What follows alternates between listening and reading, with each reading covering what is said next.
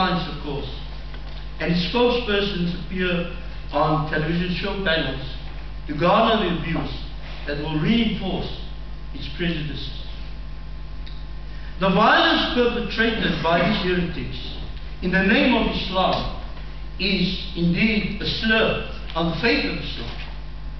Their arguments cannot be substantiated or corroborated by the scriptures of Islam and seem to be influenced more by dialectic materialism and other aspirations of political nature rather than any spiritual concerns. Therefore, the Islam of Bin Laden and Qaradawi and the ilk is merely a deep-based mockery of the Holy Quran and is certainly not compatible with any civilized society, Western or not. The other genuine Islam is practiced by the vast majority of Muslims, including millions living in the Western world. It rarely features in the media, as its practitioners are law-abiding, peaceful citizens going about their lives in a normal fashion. And what is the West? And what West are we talking about? The West is a culture of liberal democratic values, where human rights, individual freedoms, political competition, and social experiments hold sway. By its very nature, the West tolerates a very wide range of views, lifestyles, and commitments within its very own framework.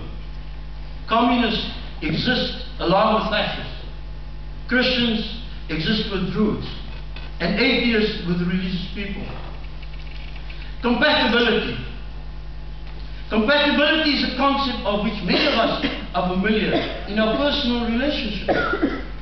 We know that people are not required to be identical or even similar in order to arrive at a compatible arrangement. In fact, they often only need to share a few things in common, if at all. But what about the public sphere? The Holy Quran instructs Muslims to observe the laws of the land in which they live. But just as there are certain politicians who wish to impose Western values on non-Western cultures, so there are Muslims who wish to impose their perceived form of Islamic law on Western society. But that is not to say that nobody can propose changes to the West and its values. The West is very open to new ideas. If the idea has something to offer the West, it's a